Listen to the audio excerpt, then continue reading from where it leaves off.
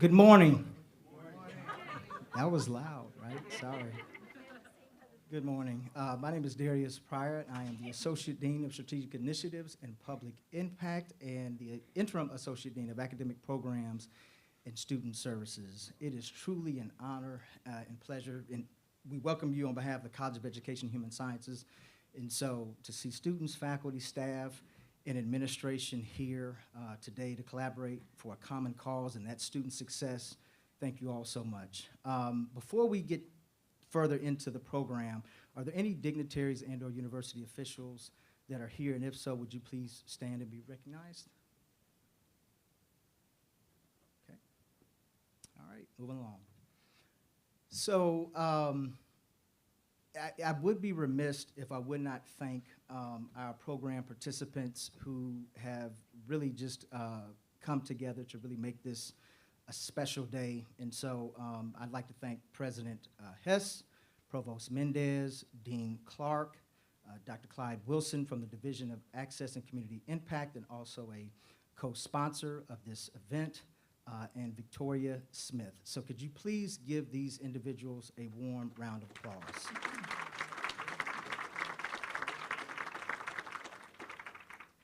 When I think about Nancy Randolph Davis, I think about greatness. And when I think about greatness, I think about a quote by Cornel West, who says, when one is in pursuit of greatness, there's something luring you all the time for something grander than oneself.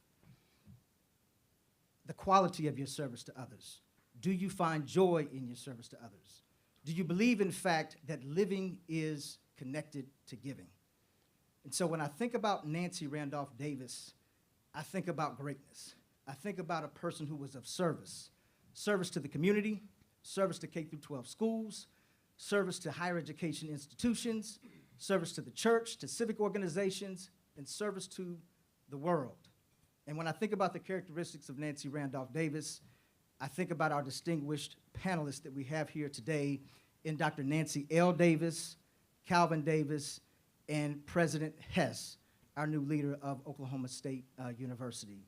And so I am excited about what you all are going to experience today. And so without further ado, I would like to introduce our welcoming remarks, President Hess.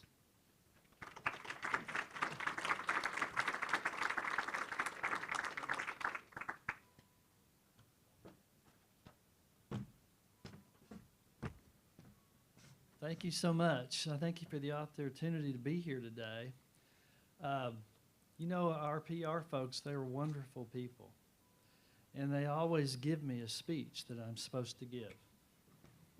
It's sitting right over there. I'm not going to need it. And here's why. For the balance of my beginning remarks to you, I want to refer to Nancy Randolph Davis by her first name, if I may, family. And here's why. This building has a historic name, and I want to talk directly to our students for a few minutes if I can. Every time you walk in this building, you should be reminded of what the word courage really means. Because we live in a time now that's different from the time that Nancy came to this institution. And I want to ask you as a student a simple question. Do you have the courage that Nancy had? Could you come someplace where everyone was different than you? Could you come to a place where others may have tried to exclude you? Could you come to a place and pursue a dream that you knew you were capable of achieving, but there were obstacles constantly put in your way?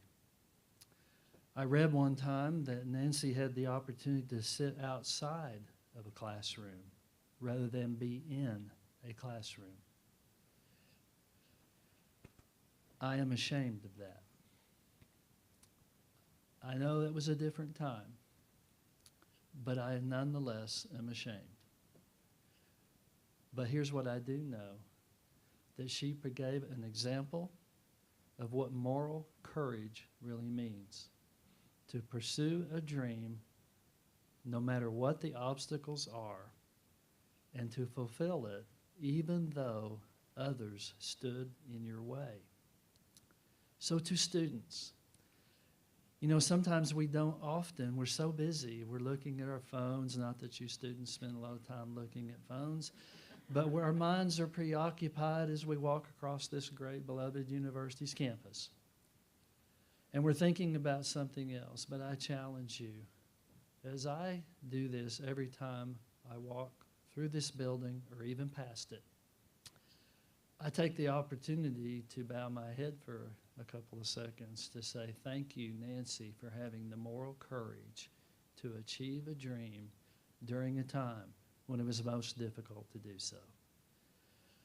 But Nancy went beyond just pursuing her dream here. She spent her entire life helping other people, giving of herself when the example that was set by the institution perhaps was not that great for her when she came. But she overlooked that. You know, so much of life is about forgiveness and grace. Giving grace and forgiveness to other people for their human frailties and their weaknesses. And Nancy did that. She gave grace and forgiveness, and she gave of her entire life to public education. And there's no higher, other than serving our Lord, there's no higher calling than giving yourself to public education, because that is where dreams can come true. So I really appreciate the opportunity to participate with this wonderful family and to be able to remark about the past, but then more importantly, your future. So thank you for the opportunity to be here. I look forward to participating with your family. Thank you.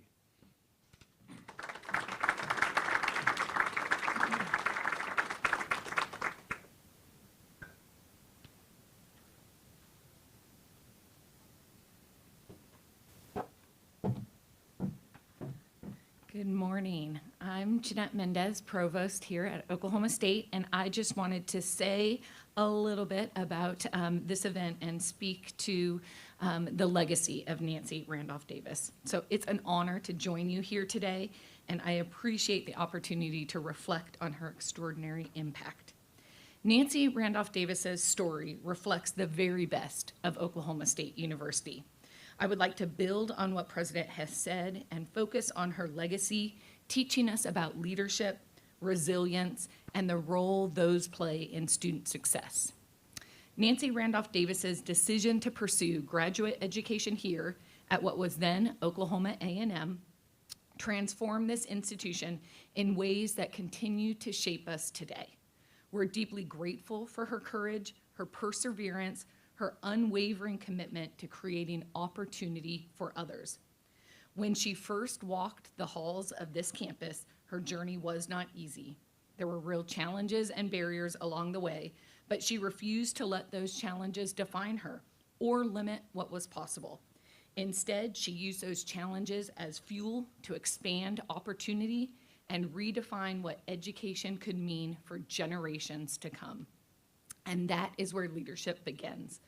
Leadership is not defined by a title, it's defined by action, by the willingness to persist, to support others, and create pathways where none existed before. Nancy Randolph Davis demonstrated that kind of leadership in every stage of her life. She led with purpose, with integrity, and with the unwavering belief in the power of education to transform lives.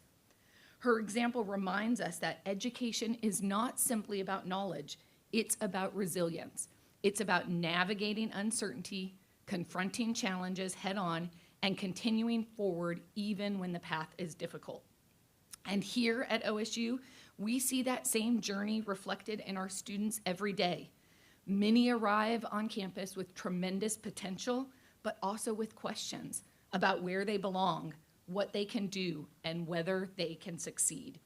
We know that today's students face unique challenges, and one of our greatest responsibilities is to ensure they do not navigate these challenges alone. That is why we encourage our students not to run from challenges, but confront them, and to not let the threat of failure be the final word. Our goal is to prepare students not only to succeed academically, but to enter the workforce with the skills and mindset needed to solve real-world problems and make a lasting impact.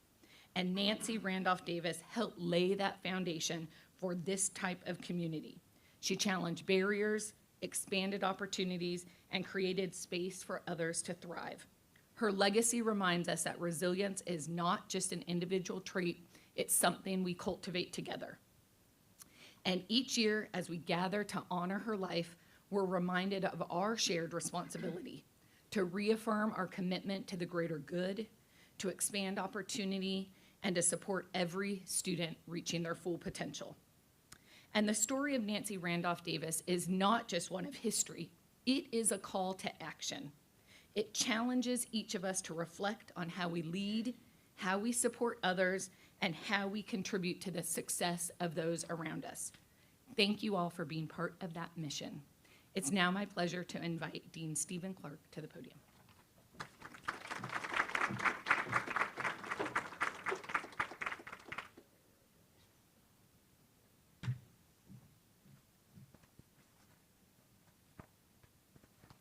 All righty. Well, good morning, everyone. Sorry, Chad, I forgot to move it. So on behalf of the College of Education and Human Sciences, thank you all for being here today. I'd like to begin by recognizing President Hess and Provost Mendez. We are grateful for your leadership and your shared commitment to expanding access to education. It truly shapes the work we do every day.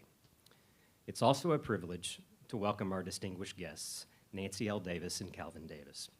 Thank you for your enduring support of Oklahoma State University. We are honored to celebrate with you this morning.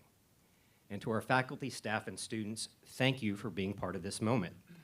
Gatherings like this give us a chance not just to recognize achievement, but to reflect on the kind of impact we all hope to have through the kind of work that we do. As a land-grant institution, Oklahoma State University was founded on a simple but powerful idea: that education should be accessible, practical, and transformative for all. That mission, rooted in the Moral Act of 1862, continues to guide us today. In the College of Education and Human Sciences, we carry that mission forward through a focus on people, a passion for discovery, and a purpose grounded in service. We aim to meet the needs of our communities in ways that are meaningful, practical, and lasting. Nancy Randolph Davis lived that mission in a deeply personal and powerful way. She didn't just believe in education, she used it. She taught home economics, equipping her students with skills they could apply immediately in their lives. She supported workforce development through child care education, helping some of her students take the remarkable step of starting their own businesses.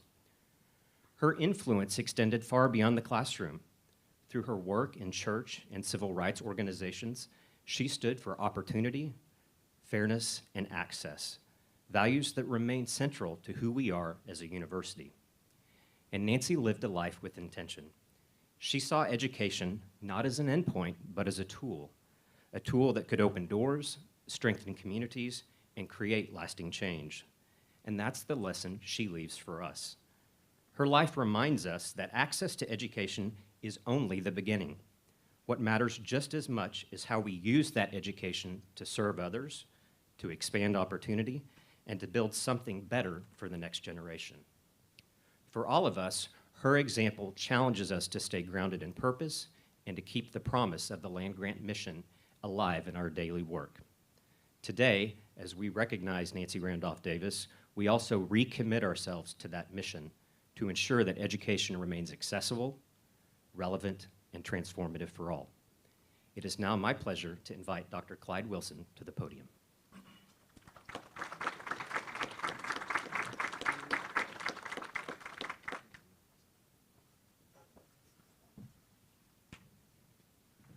Well, good morning. It is indeed an honor and a privilege to recognize two outstanding students whose journeys reflect very much the heart of access and community impact. The Nancy Randolph Davis Scholarship represents more than financial support. It is a commitment to opening doors, exploring opportunity, and ensuring that talented students, regardless of background, can pursue their aspirations and make meaningful impact and contributions to their community. This year, we celebrate Emma Ragsdale from Pryor, Oklahoma. While she's not here today, she's in class. She is majoring in human development and family science with a concentration in child and family services. Emma's work is rooted in strengthening families and supporting children's well-being, which directly builds stronger, more resilient communities. We also recognize Landon Wilson from Fort Worth, Texas, who is majoring in management information systems with a concentration in data science. Landon's path reflects the power of innovation and data to solve complex and expand access to opportunity in an increasingly connected world. Together, Emma and Landon embody what it means to not only access higher education, but to use it as a platform for impact. Their stories remind us that when we invest in students, we invest in the future of our communities. Please join me in congratulating this year's Nancy Randolph Davis Scholarship recipients.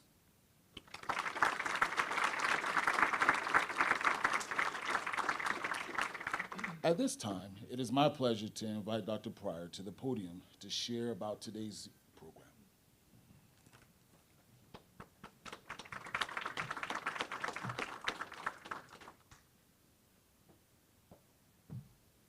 I'd like everybody to take a moment to turn to the screen.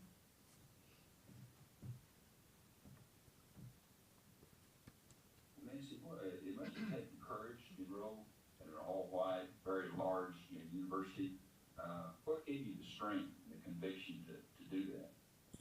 Well, I think really my mother and my father, if you want something, you have to work for it. Work hard, be determined.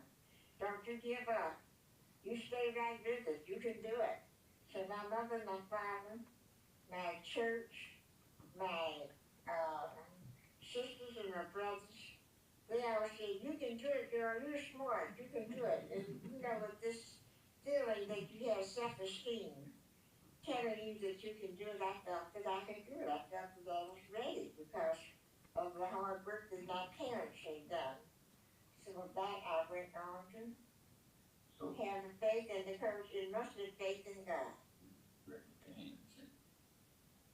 Nancy, kind of going back to the question we talked earlier about why you enrolled at Oklahoma State University. I know your parents encouraged you, and can you share with us a little bit more about that? Well, my dad was one that always had visions, and he was a man that believed that we could go places if we get an education. So he would listen to the radio, read the papers, and at that time we didn't have a television, but he'd keep up and he said, I'm just listening to this radio and I read in the paper where this school at Stillwater is going to be a great school and it's going to grow. And I sure would like to see you get your degree from Langston, get your degree, get out of high school and go there, but you won't be able to go because it's not a school for Negroes to go to. So he instilled in me that I could go. And at that time, Dr. Martin Luther King and Rosa Parks, they had opened doors, not then, nor it was later on. But She was the one who had really encouraged me to get my education, go to OU and take, Langston Stillwater and get your degree. Because that school is going to be a reputable school. We end the day knowing that we gave it everything we had. We dream as big as the sky. We know that challenges come with pain, but pain will not win. We finish what we start. These are some of the values that Nancy Randolph Davis represented when we speak about the Cowboy Code. Nancy knew about challenge. She knew about pain. She knew about obstacles. But there's a certain type of resolve that Nancy Randolph Davis had, despite whatever may have been thrown her way at that date and time. what we wanted to do today, living, learning, and leading by the code for student success, is we wanted to use Nancy Randolph Davis's life in some way as a heuristic device. How do we look at the life and legacy of Nancy Randolph Davis as a text by which we can then interpret the interrelationship between looking at her life as a prism to think about what it means to live by the cowboy code? And so I can think of no greater individuals than Dr. Nancy L. Davis, Calvin Davis, and President Hess, because each of them embody, in many ways, the cowboy code. And so we wanted to have a student-led discussion today, or a facilitation or panel discussion of sorts, in which Victoria Smith, our student body vice president, will be leading that discussion. So if you would get prepared to come to the podium, and then and she's going to read their bios, and then we will have our guests come to the stage. Victoria?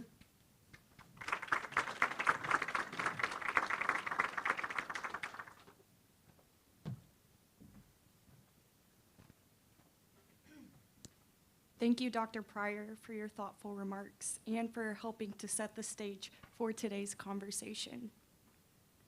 It is truly an honor, and I am so overjoyed to get to be a part of this program today. As he mentioned, my name is Victoria Smith, and I have the distinguished honor of serving as the facilitator for this morning's panel discussion. We are incredibly fortunate to be joined by a distinguished group of individuals who bring both personal perspective and professional insight to today's discussion. First, it is my pleasure to introduce Dr. Nancy L. Davis, daughter of the late Nancy Randolph Davis. Nancy L. Davis received her Bachelor of Arts in English from Langston University and a Master of Arts degree in Speech Communications from the University of Oklahoma. Years later, she earned a Juris Doctor at the University of California, Hastings College of the Law in San Francisco. Throughout her career, Davis was a news reporter with broadcasting stations in Oklahoma City and San Francisco. Additionally, she was employed as a legal analyst and associate with Hall, Henry, Oliver, and McGreevy in San Francisco and the law offices of Arthur Leeds in LA. Nancy also taught in Oklahoma City's public schools for 26 years as an English teacher and instructional consultant, and was an adjunct professor at Langston University. A product of the civil rights movement, Davis was an active participant in the sit-in movement. She served as president and vice president of the NAACP Youth Council, as well as was the youngest in the Oklahoma delegation to attend the historic 1963 March on Washington, witnessing Dr. Martin Luther King's I Have a Dream speech. Next, we are honored to welcome Calvin Davis, son of the late Nancy Randolph Davis. Calvin Davis holds a Bachelor of Science degree in accounting from Langston University and a Juris Doctorate degree from Howard University School of Law in Washington, D.C. Prior to his recent retirement, Davis was the district director of the West Texas District Office of the United States Small Business Administration, or SBA for short. He led the delivery of SBA's programs and services throughout the 71 West Texas counties that make up the West Texas region. Mr. Davis served as a SBA legal counsel in the Los Angeles District Office of SBA. He also served as chief legal counsel for SBA's Lubbock and El Paso districts, while holding the distinction as a special assistant United States attorney. Prior to this work, Davis served as a tax consultant and tax attorney with the firms of Arthur Anderson & Co. in Washington, D.C., and with the KPMG in LA. Calvin is the recipient of numerous awards and honors for his professional work and community service from the White House, the SBA, and from several states, cities, communities, as well as civic groups. And finally, we are especially honored to have with us today Dr. Jim Hess, president of the Oklahoma State University system. Dr. Hess earned his bachelor's and master's degrees at the Northeastern Oklahoma State University before completing his doctorate at Oklahoma State University. Hess was named president in April of 2025 after serving as interim president since February of 2025. Known for his commitment to the student experience and innovative approach to education, President Hess has consistently led transformational change. At OSU Tulsa, he doubled enrollment as well as created the Big Orange Bus shuttle service connecting the Tulsa and Stillwater campuses. At the OSU Center for Health Sciences, he expanded the OSU Physicians Group tenfold while championing innovative online graduate programs, reflecting his belief that education should evolve to meet students' changing needs. One of his most significant achievements came in securing OSU Medical Center as the nation's only osteopathic teaching hospital, creating unprecedented opportunities for medical students. This accomplishment, among with his many others, led to his induction into the Oklahoma Higher Education Hall of Fame in 2023. At this time, I'd like to invite our panelists to please join me on stage and take their seats. Please, let's give them a warm round of applause as they join us.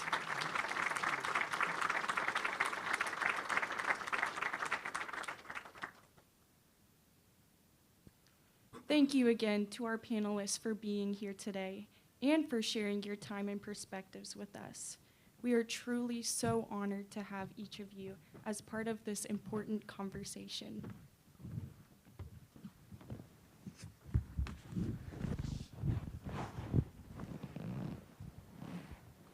To begin our discussion today, I would like to start with a question for Mr. Calvin Davis.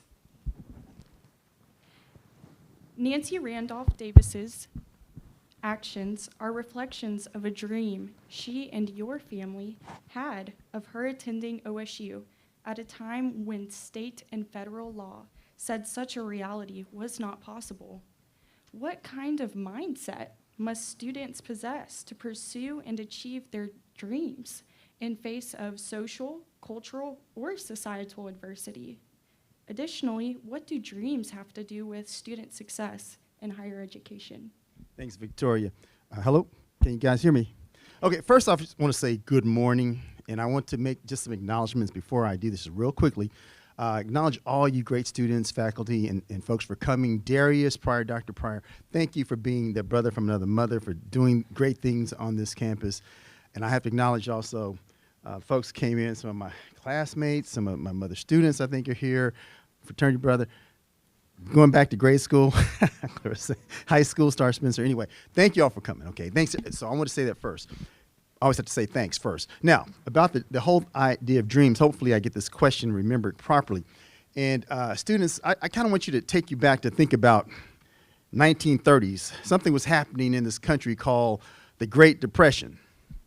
Oklahoma was hit tough, but the whole country was hit tough. Unemployment was at 50%. It was 25%, but it's 50% for African Americans. My grandfather, my mother's father, worked for the railroad. He saw things coming. He moved the family to the farm out of Sapulpa, Oklahoma. And this is before the internet. This is before TV.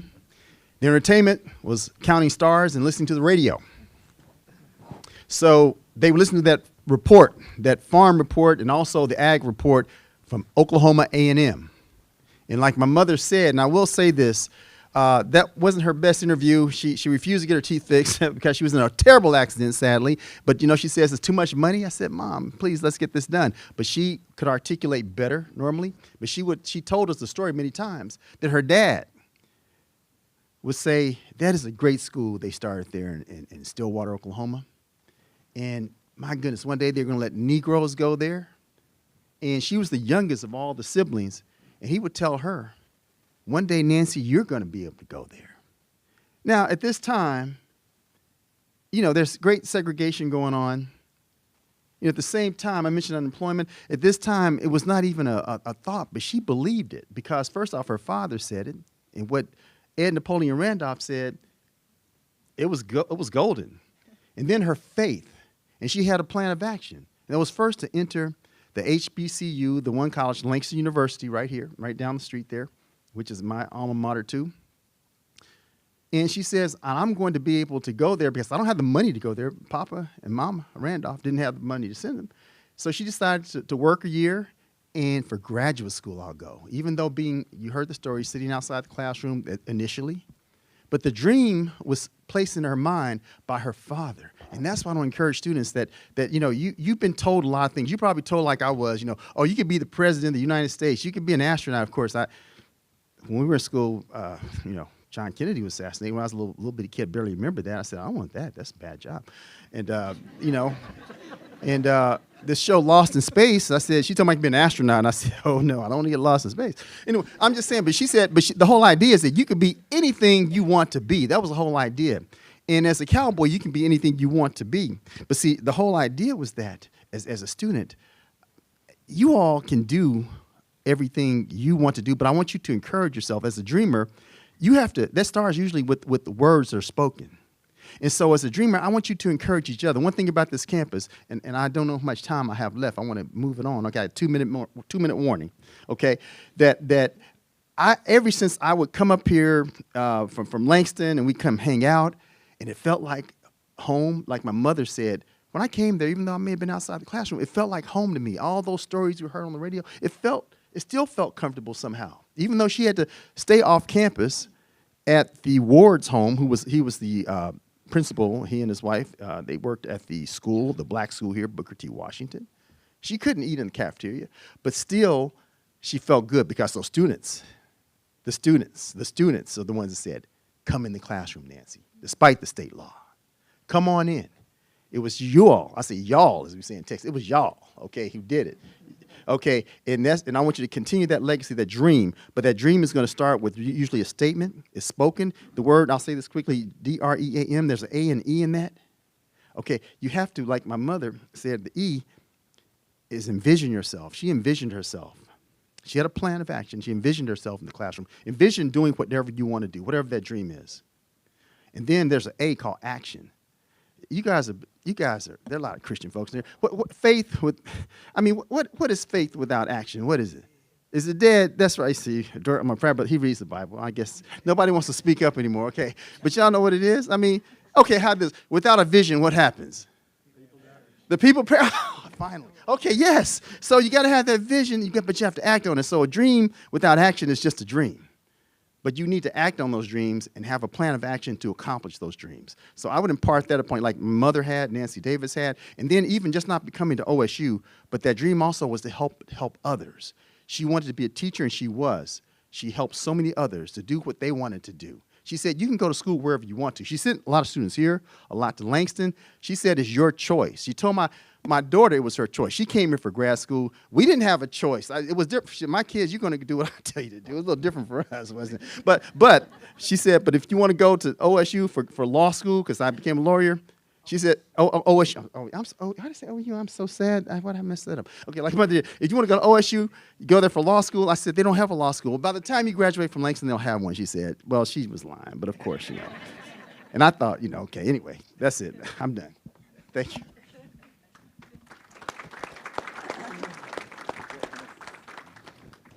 Thank you so much. I don't know if you all will agree with me or not, but I could listen to this gentleman talk for a long time. Next, I'd like to turn to Nancy Davis. OSU students and Nancy played a crucial role in creating cultural change at OSU. The students served as ambassadors, as Mr. Davis mentioned, and allies who supported Nancy in having the same educational experience they were receiving. Nancy had the courage to step in the gap, serving as the first student of color where the global classroom was not yet a reality. Together, they did what was right, even when it was difficult and unpopular. What advice would you give to students whose background, experience, and perspectives may be different from conventional norms of the workplace they may enter into? Thank you. And I'm known as Nancy Lynn. I don't have the exact same name as my mom, so I'm Nancy Lynn. And like my brother, I must extend a very hearty thank you to President Hess, to Dr. Pryor, Provost Menendez, Mr. Wilson, Dr. Wilson, all of you who have been more than kind to our family. Even when my mom was alive, we would come here. We were treated like royalty. We didn't understand that because we were just humble people from Spencer, Oklahoma. And so we didn't know how to act because we were treated just like family. So I call you my OSU family. I believe that the question is, when it's hard to stand alone, if I may rephrase it, why is it important to do that?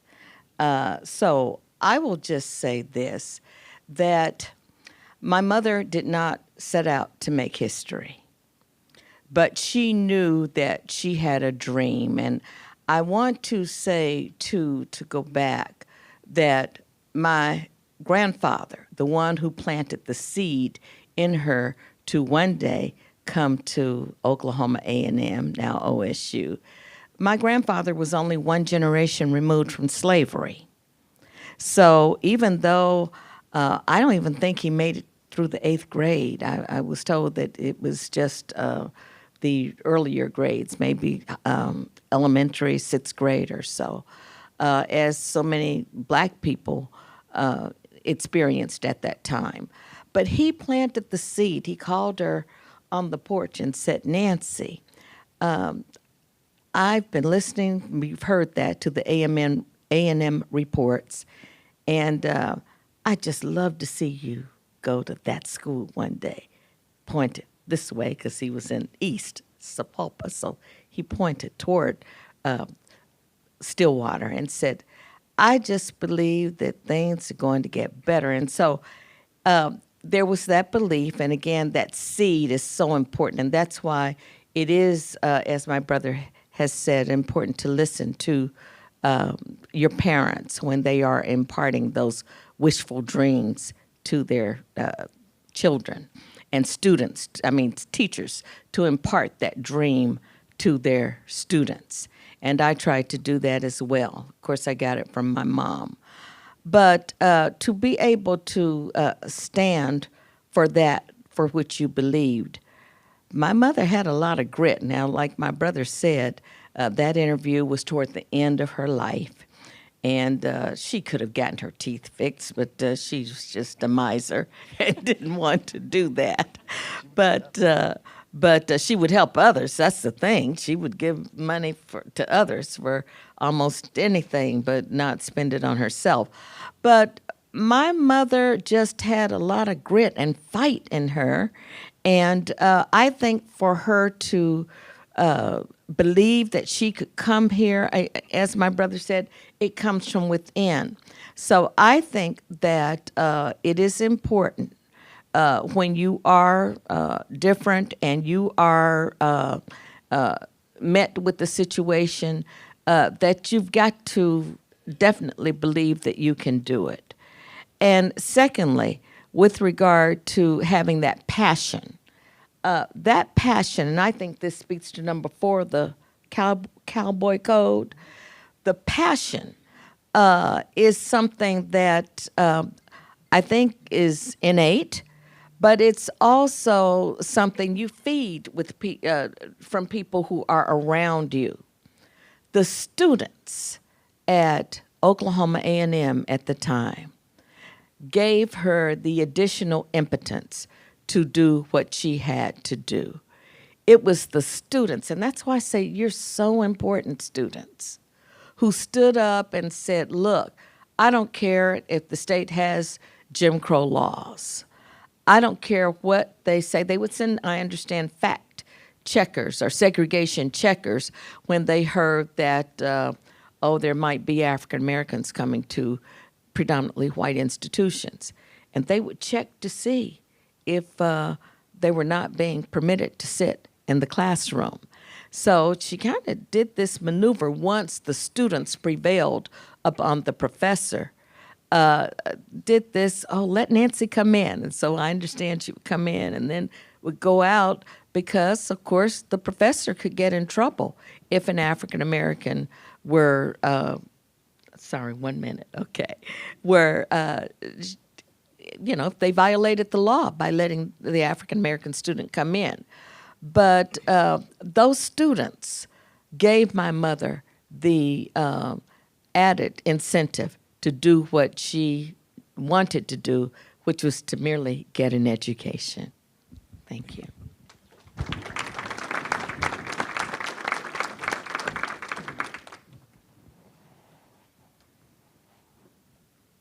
Thank you so much.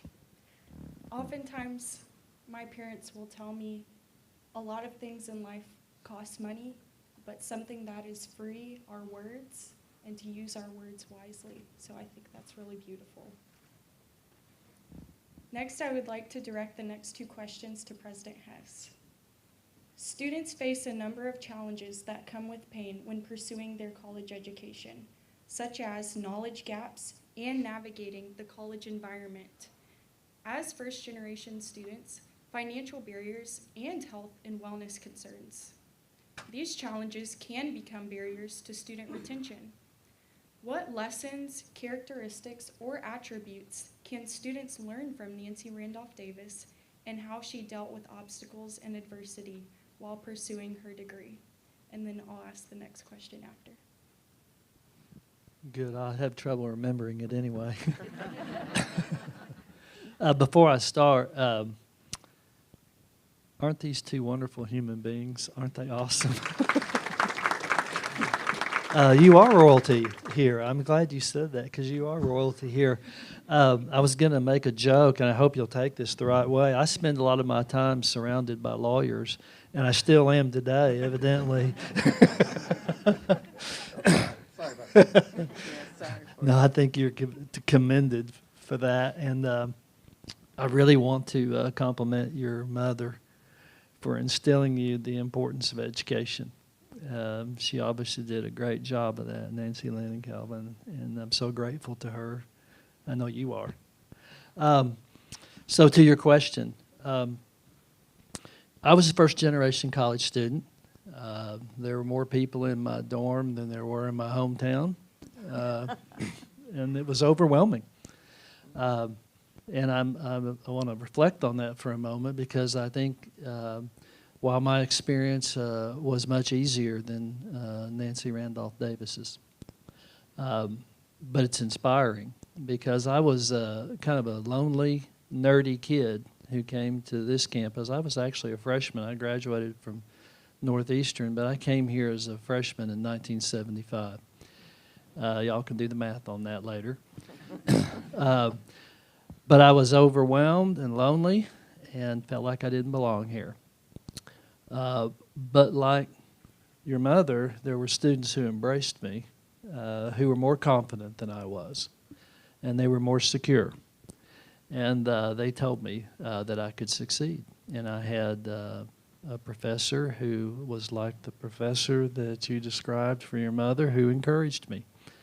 So first-generation students and students from all different walks of life who come here, we all share one thing in common, regardless of where we come from, and that is that we have something that we want to achieve.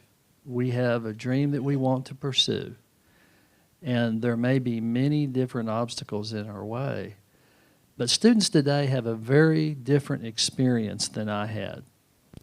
Because students today, you all have many distractions, I'm going to call them, and pressures.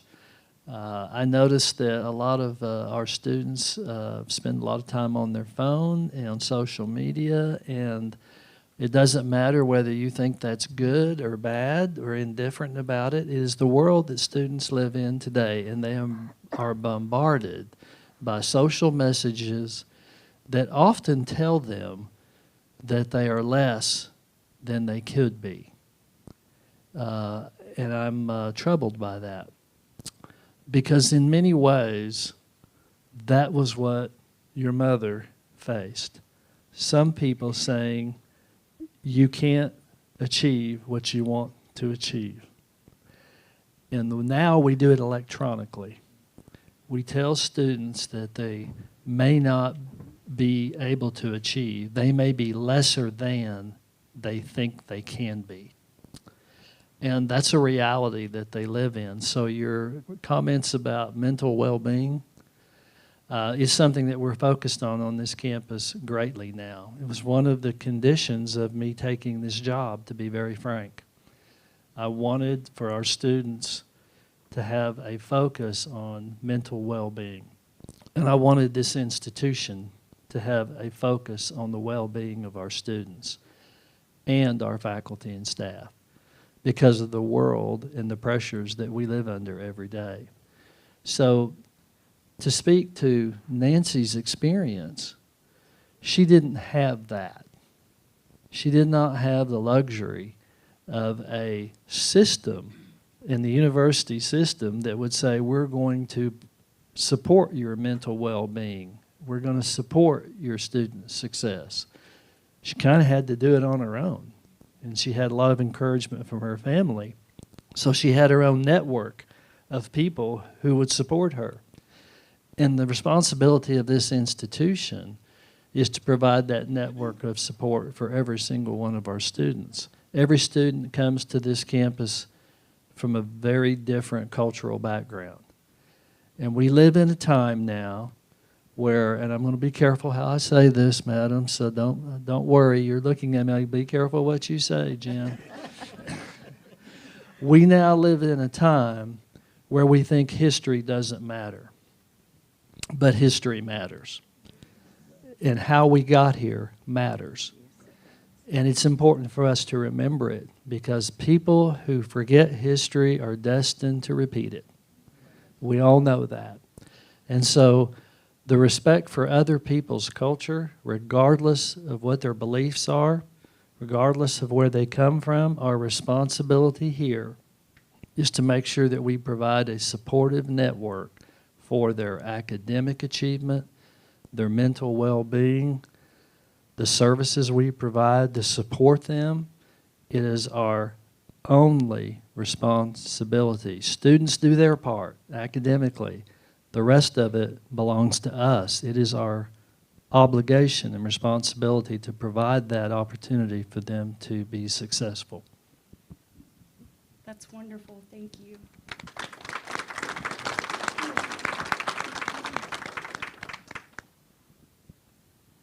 My next question for you was, Nancy Randolph Davis was a woman of great character, and how does that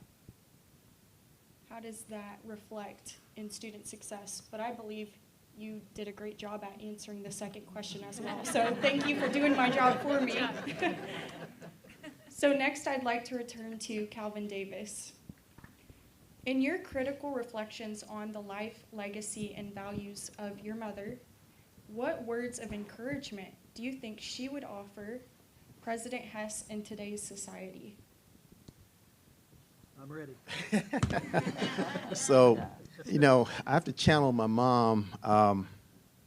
First off, I'm gonna digress just for a second. She'd tell all of you, to aim high, and might even quote, the old statement, shoot for the moon, for you miss, you'll land on, shoot for the stars, you may land on the moon, or shoot for the moon, you may land on the stars. A different story, she might tell you to just aim high. But to President Hess, and you told me to call you Jim, I can't really feel comfortable doing that. But I want to say that she would do for you, just like she did for Dr. Halligan, for Dr. Schmidtley, Dr. Hargis, and she would have done it for Dr. Shrum too. She would have told you, in your case, that thank you, first off, for just becoming the president, number one. She would also say thank you for being student-centric. Your big orange bus program, clearly you care about the students, allowing them to shuttle from the Tulsa campus to this campus, and just mention you care about the health and well-being of students, because right now mental health is a huge issue especially for young people. She'd say thank you for caring about them. I know she'd say that, but mostly she's going to ask you the name of your, I'm going to do it like her, what is your wife's name? Her name is Angela, but I call her Angel. Angel. Okay, Angel. And do you have any children? I do. They're still on the payroll, many of them, yes. Well, she said, Jim, I want to tell you that I love you. And I'm going to be praying for Angel and your children, but I'm going to be praying for you, that you will be successful. I'm going to pray that you will be healthy. And I want you to do great in every single thing that you touch. And she's going to say, and if you don't mind, I'm going to have a short prayer with you right now. She would. I mean, we didn't get off the phone with her without a prayer. But she's going to say, she's going to touch you. She's going to pray. And she'll pray for those things that I mentioned. And she'll let the Holy Spirit lead her. And she'll pray for other things. You probably said, wow, how did you know that? Because she was led by the Spirit. And she would do that. And then what would happen after that, she's going to then send you probably a check for $100 and say, take Angel out for a good lunch. She would have said dinner back in the day. She probably would say dinner, but now lunch, you might even get coffee for $100. So she sends you money. My deal is that, and then my sister mentioned she was a miser, but she helped others truthfully. And I just need to say this about her. There are people that we meet who'll say that I had no money, and your mother sent me a check, $10, and I mean, $20, $10. Not just her nephews, nieces, and us, but she would give her last dollar. She's $1,000 to somebody. I mean, she loved on people. She knew that they needed help, but a good friend also prays for you. And I mentioned about being dreamers, because we are dreamers here and aiming for the sky and aiming high. But I'm going to tell you, man, if you pray for each other, that is so powerful. My mom would put that out there too. I think I've channeled her. Thank you, Mom. She's up there saying, okay, you did okay. You did okay, son. That's about right. Thank you for that. All right. Sure.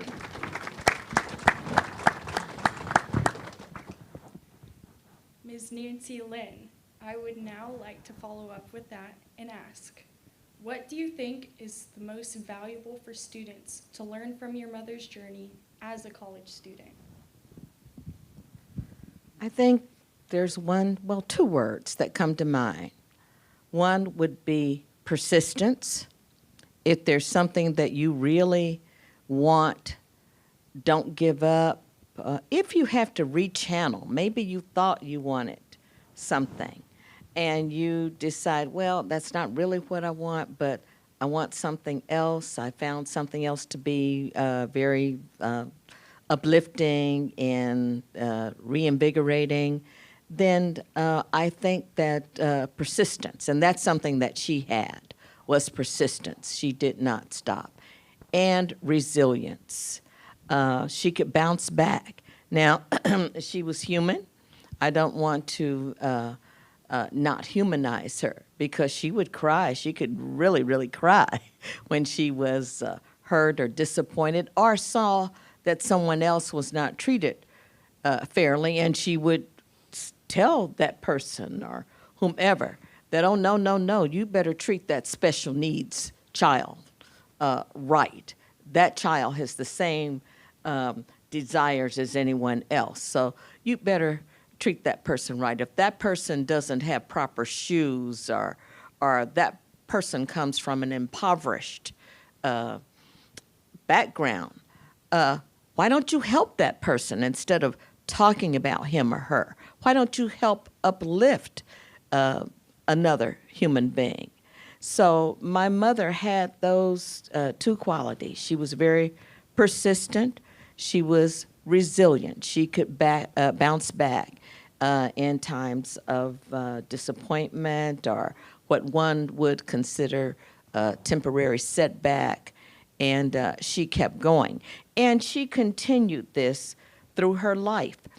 After she obtained her degree at her master's degree here at O State, she continued working in the civil rights movement. She was very persistent. She worked under the umbrella of civil rights icon Clara Luper, making sure that injustices were rooted out in Oklahoma and elsewhere. She was someone, again, not to make my mom seem as if something that she wasn't. She did not participate in the sit-ins. She sent me, my brother was just a young tot. I'm the older of the two. But she sent me, but she could not stand to see children being stepped on and children being mistreated, spat upon, and so forth.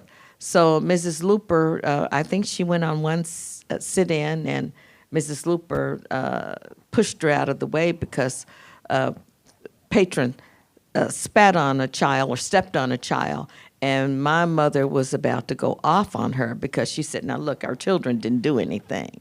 So why would she do that to our kids? But Mrs. Looper reminded my mother, now look, you're supposed to be a Christian, Nancy. Now, that's not how a Christian acts. And moreover, this is a non-violent movement. And so she said, I just can't take it to see children. She really had a heart for children. She was a child care teacher. She was a home economics teacher for years, and then she delved into vocational child care. So she would come home talking about her baby. She did not retire until she was 65 years of age. But this was a passion that she had. She was persistent about people not being mistreated. So she carried that on in schools, Star Spencer High School, where she was a teacher. There were troubled times there because we were integrating my time 1 minute. And she sponsored the Human Relations Club. There, I see my good friend, Miss May Burge here, who was a part of that. But she worked to bring black and white students together in the initial stages of integration. But she was persistent, and she was resilient, and you could not stop her, even when she was a senior citizen. There are the things I could tell, but I'll stop.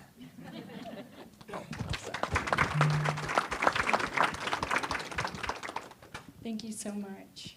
And finally, I'd like to open this last question up to all of our panelists here. The journey toward dreaming of a better tomorrow for a better society and world is not yet finished. Many of us are anxious about what the future will look like and how to navigate it. How do we finish what Nancy Randolph Davis started in a way of championing a welcoming environment for all students here at OSU?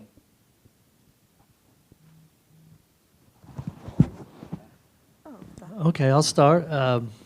Well, I want to start with something that I was raised by my grandparents, and my grandmother used to tell me all the time that kindness is free. And she always, we didn't have very much money, and they lived on a pension, so we didn't have very much to give other people, but we gave money away. But she always told me, no matter what, always be kind to other people, regardless of how they're treating you. And so I think to carry on Nancy's legacy, if we'll remember that kindness is free and it's a gift that we can give to other people.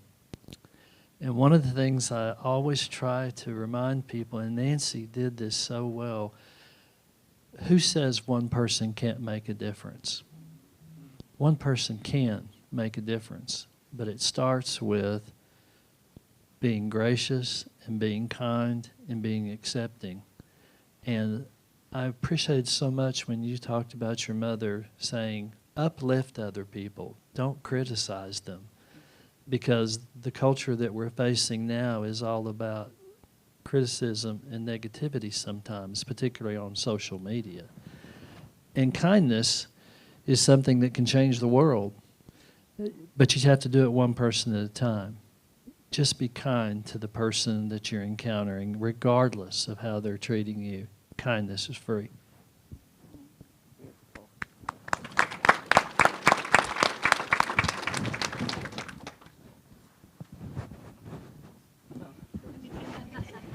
Goodness. Well, I'd just like to go back to this notion about finishing, being a finisher. We hear that in an athletic setting. We heard it in an educational setting. You started this, so finish, so forth. I see several, in fact, there's, in addition to my brother whom I do applaud for the great work he's doing in the West Texas area.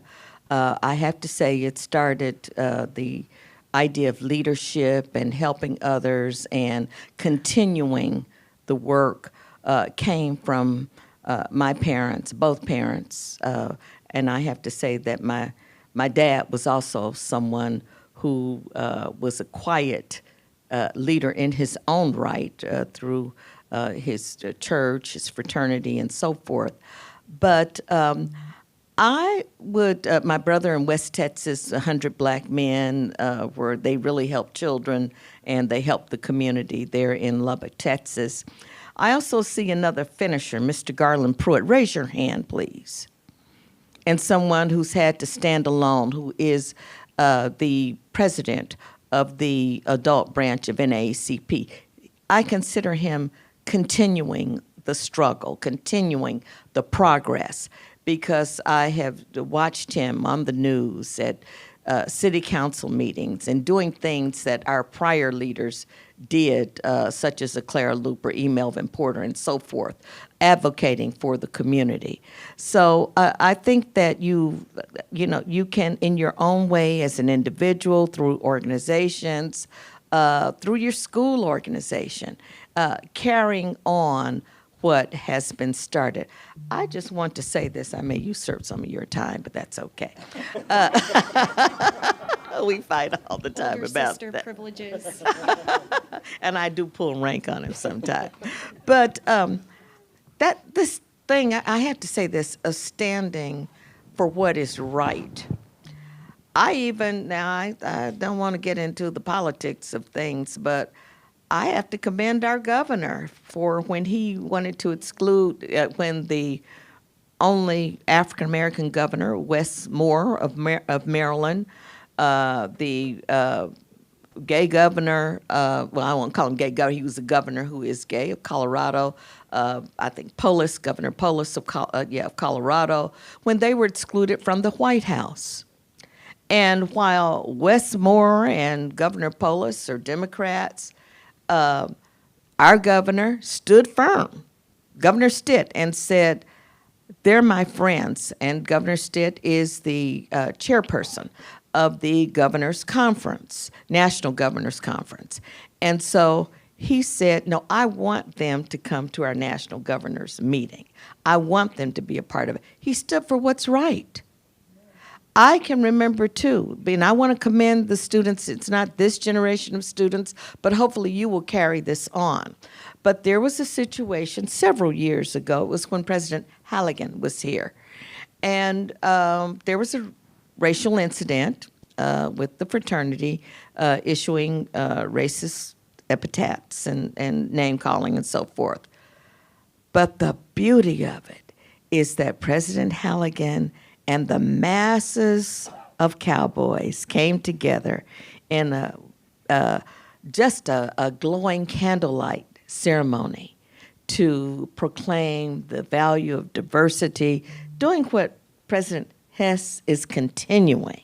We're talking about finishing the job and saying we need to respect people of all perspectives. You don't have to agree with them, but at least you can listen, you can develop an understanding of the perspective about where they come from, their feelings, and this can add to more understanding. So Cowboys, continue what has been started for you. Thank you.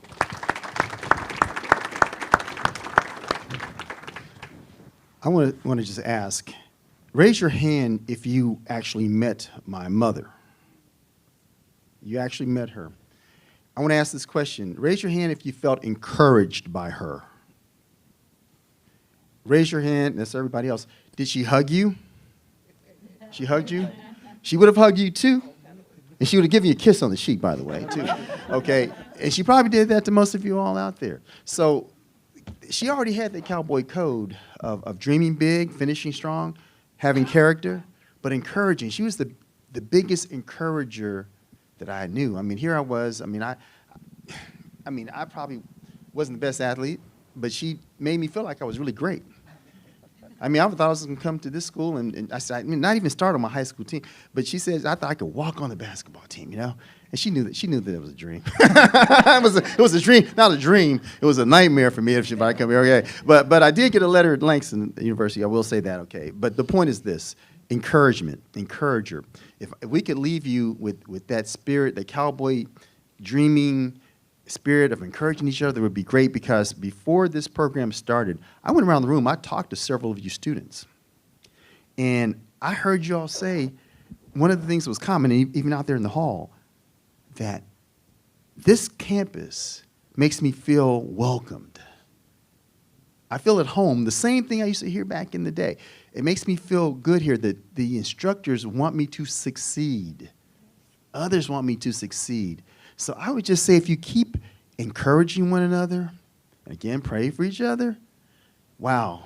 I mean, I want to leave. That's, if I can't leave anything else with you, encouragement, because my mother was the biggest encourager ever. So I could leave with that, and an idea of this, the Beatitudes. She always believed in empathy, putting herself in the other's place, and do unto others as you would have them do unto you. I heard that from the time I can remember, and continue to think about that. If that were me, would I want to be treated that way? How would I want to treat that other person? And encourage them always, no matter what. When they fall down, help them get up. Thank you.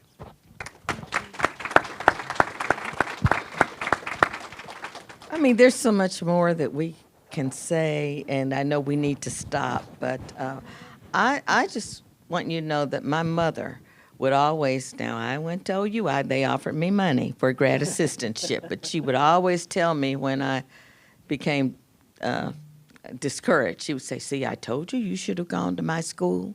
I told you that. Because at OSU, and the family would call me Lynn, OSU, those students are so warm, they are so kind, and even in the days of segregation, when she was excluded and she talked about her classmates, she said they would invite me, after I made the second highest score, we said, okay, girl, you had to prove yourself first before they took you in. But anyway, she said they would take me home to Sapulpa. We stayed in touch with each other, and we became lifelong friends. There ain't anybody like the students I went to school with at OSU. The media has tried to make me say, oh, how did the students treat you, as if they wanted me to say that they didn't treat me well. I said that they were some of the best. So Cowboys remain the best. Can we end this Thank on one you. thing? Let's dream of something. Let's dream of the Cowboys. Now, even though I live in Texas, and my wife's a Texas Tech person, let's dream of the Cowboys getting #1 in football and basketball. Can we dream together? Can we do that? Let's do that. I'm a Cowboy fan. I will tell you. Is this on tape?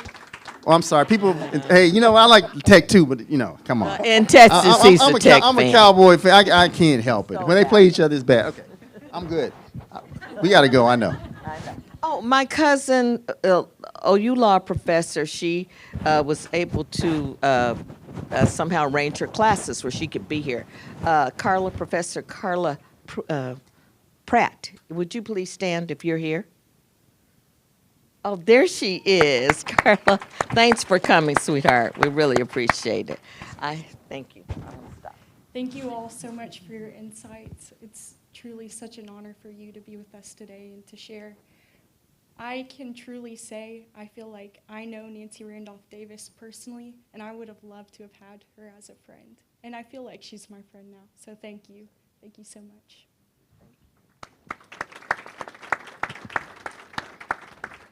Before we close out, can we give Victoria a very warm round of applause? Didn't she do great?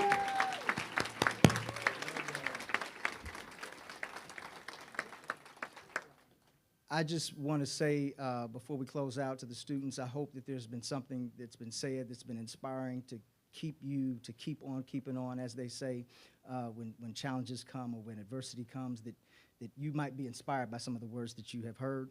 Secondly, the panelists here, what I like most about them is they are as advertised. You can see bios and things of that nature, but if I'm thinking about President Hess, for example, some months ago we were at an event celebrating our students, and I had not got a chance to meet President Hess, and the room was just about empty, and he was talking with a few parents and students because he wanted to literally stay to the last person left the room.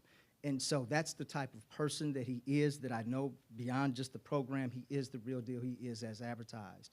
Dr. Nancy L. Davis and Calvin, they continue to do leadership and service and community tirelessly. There's so much work that they do behind the scenes that nobody ever knows. She talked with the former Oklahoma Teacher of the Year last year. She came down, it was raining and just crazy conditions, and did a film project with one of our, with Oklahoma Teacher of the Year. That's something that I think is going to be used for our leadership at some particular point in time for our educational leaders and teachers, and just spent 2 hours with the young lady having a wonderful dialogue about the intersection of Nancy Randolph Davis and education. So thank you. And then Calvin and his wife, Renee, have given of their time, their talent, and their treasure mightily for student scholarships. And so each of them are just so very special to me. And so just give them a round of applause before we close out one more time.